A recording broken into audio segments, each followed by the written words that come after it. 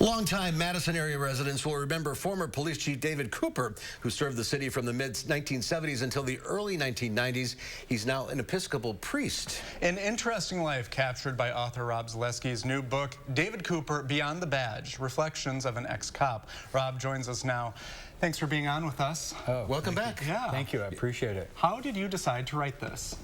Well, I had written a book in 2019 about Ed Garvey, progressive activist, ran for governor.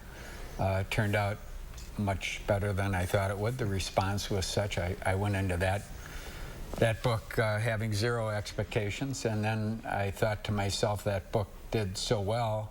Is there anyone else that I interviewed in my almost 40 years in the newspaper business who would be as good a subject as Ed Garvey? And after thinking about it, sure enough, David Couper.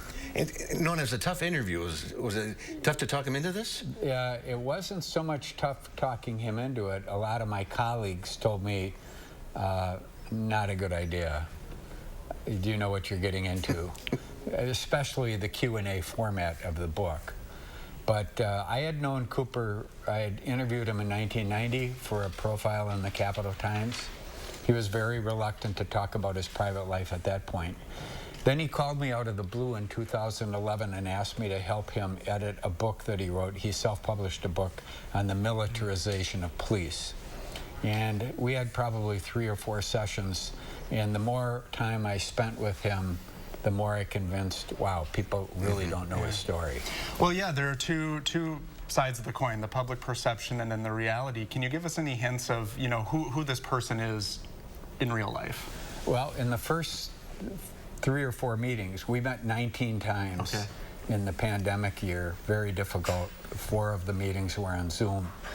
I found myself, even into the 4th interview, asking myself, who is this guy? Because there were so many surprises. I think that's the thing. Doug Moe wrote in the foreword of the book that he thought he knew Couper. And the more you get into the book, you'll realize, wow, Couper had this whole other life. Really? And he was willing to talk about it. And talking about the 70s and racial problems and drug problems, and drugs hit his life very personally. Was that tough to talk to him about? It was. You know, when we first met, I made it clear that I was out to do an objective book. I wasn't out to do a puff piece. And that meant talking about the drug epidemic, which hit his family very hard, alcoholism, and other things. You know, Couper talks about his first 2 marriages. He was not faithful. He had girlfriends. When he had his 3rd wife, Sabina, who's a former police officer, or was, you know, she died in 2020, he made a vow that he was going to be faithful and he was going to be the best husband you could possibly be.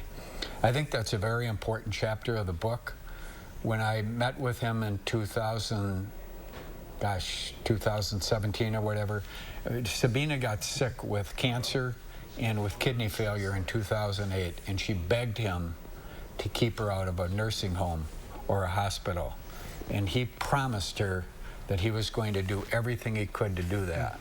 And he took care of her for 12 years. It's downright heroic. Yeah. We just scratched the surface here. Unfortunately, we are out of time, but David Couper, Beyond the Badge, is now out. It's on for sale, and I can't wait to read it. Oh, and I hear the epilogue is a shocker. The epilogue's a shocker. Oh. There you go. Thanks for calling the tease. Yeah. Rob, good to see you again. Great to see you. Good luck with the book. Thanks a lot. Yeah, thank you.